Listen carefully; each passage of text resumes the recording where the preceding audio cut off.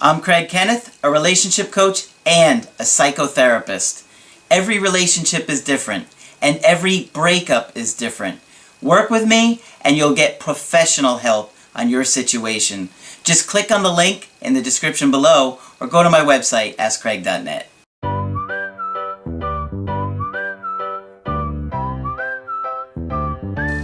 Hi there, I'm Coach Craig Kenneth, and in this video, I'm going to be talking to you about breakups and setbacks. Well, getting your ex back is not something that's like a straight line, and you got to kind of conceptualize it that, we're dealing with people and emotions, and so it's not usually a direct line where it's like point A to point B. There are a lot of times where things get thrown off course, and you're going to have some setbacks in there where feelings will change and they'll be confused or they'll start ignoring you again. Hot and cold type of behavior. It's very normal in these kind of situations. So today's video, I'm going to be talking a little bit about that, because there are a lot of times where you're going to see hot and cold behavior where they're going to give you short replies, or maybe if you're in the process of they reached out to you and you reach out back and then they disappear again. This happens a lot. So you might come even across a situation where they tell you they miss you, and then you start to engage with them a little bit, and then they disappear. I see a lot of different scenarios play out. So I just want you to be aware that, human beings are very emotional creatures, and we do things based on how we're feeling. This goes for men and women. Obviously, women and men are wired a little bit differently. Women tend to make their decisions based on how they're feeling in the moment a little bit more than men do. Okay, think about this. Here's a good example. Sometimes you make plans with a friend, and at that time, you're really excited to go do those plans. And you're like, all right, so next Saturday, we're going to go do this. And you're all excited about it. You start talking about it. You start planning it. And then, you get a couple days out, and you're like, I really don't know if I want to do that. You're making that decision based on how you're feeling at that time. It doesn't mean you don't want to go at all, but it's kind of like, I don't know, I'm just not feeling it. This happens, and you have to understand that our feelings and our moods are constantly changing, and so it's affected by that. And so it's going to be affected in, trying to reattract somebody as well. And oftentimes, because our anxiety level is so high, any slight deviation is terrifying, and you are just thrown off course, and it's going to set you into making a lot of mistakes. Yes, it's very, very scary. Because you think one thing's going to happen, it doesn't happen, you get disappointed, you think that, they've changed their mind, they don't care about you anymore, and then you start to chase again, your anxiety level starts to go through the roof, and you start to make a lot of mistakes. So I've got a good email today from Jenna, and she is in her early 30s, and she said, "Hi Craig, I just wanted to say two things. One, your videos are the best relationship videos I have ever seen. And two, you are so sweet and handsome. I wish we could clone you." Well, thank you very much, Jenna. That's very sweet of you. I will be offering cloning services in the near future. So you can sign up for the clone of me and just import me to your house. It's got to be first class, though. I can't have any of my clones, getting shipped underneath the bottom of a plane. That's not going to happen. She says, "My ex and I broke up after 4 years of dating. We lived together for 2 years and it was going well. That is, until he got a different job. He started to work long hours and we barely got to see each other. It was awful, and I think we were so confused and didn't know how to communicate with each other." Well, yeah, I've seen situations like this before where things are good and then all of a sudden, something will happen with a work schedule or a school schedule, and it really can throw a monkey wrench into that whole vibe that you had going and the connection that you had going.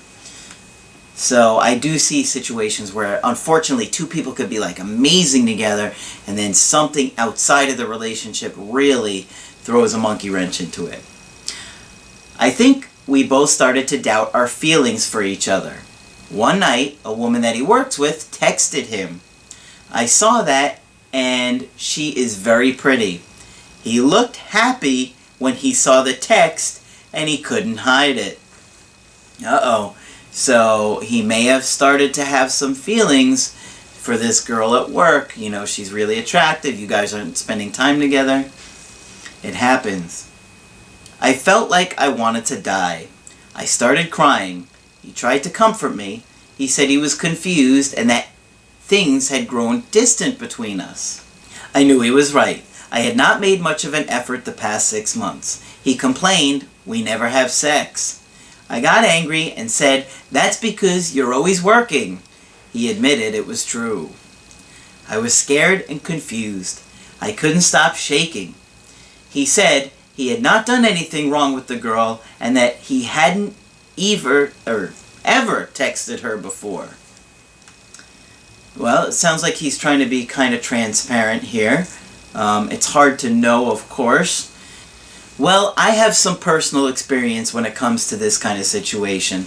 And, you know, my ex that I talk about all the time, that with the Applebee's situation, she had started texting a guy that she worked with.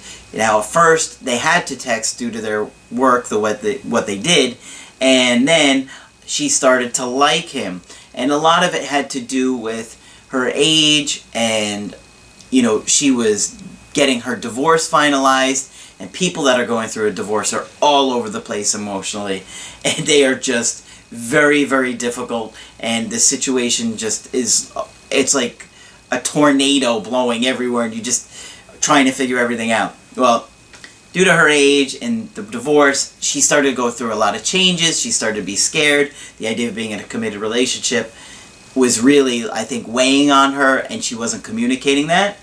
So she started to text this other guy, and of course she thought it was going to work out, which it didn't, of course, because it's not me. It was like I found out right before anything had happened. He said they only talked occasionally at work, but this past week she had made a flirtatious remark. Something about a bagel needing cream cheese. I guess I could see there was some kind of innuendo going on with that one. We'll leave that to our imagination, shall we? He said he wanted a few days to think about things. Of course, I did everything wrong, begging, crying, pleading for another chance, until I found your channel. When I saw your videos, I was blown away. The way you explain things is beyond anything I've ever heard. My anxiety went down, and I did an email coaching with you. I felt better hearing your observations and plan. After about a week, things were getting better. We started laughing and joking more, and even had sex a few times. My anxiety got better. Awesome. Sounds like things were starting to get turned around a little bit here, huh? Until a few weeks later, he admitted the girl had flirted with him again, and it turned him on. He said he is still confused, but knows he loves me. Well, I do like that this guy seems, at least he appears, to be being honest about this. He didn't have to tell her that, but he sounds like he's trying to be transparent here. He wants to take his time again, and it makes me nervous. He said he wants to try and be open with me, but admits he is scared that his honesty would hurt me. Okay. I could see what's going on here. He's trying to be transparent because he does seem to really care about you, but he doesn't want to hurt you, and he doesn't want to lie to you, so he feels like he's stuck. Should I let him be honest, or should I not want to hear what he has to say?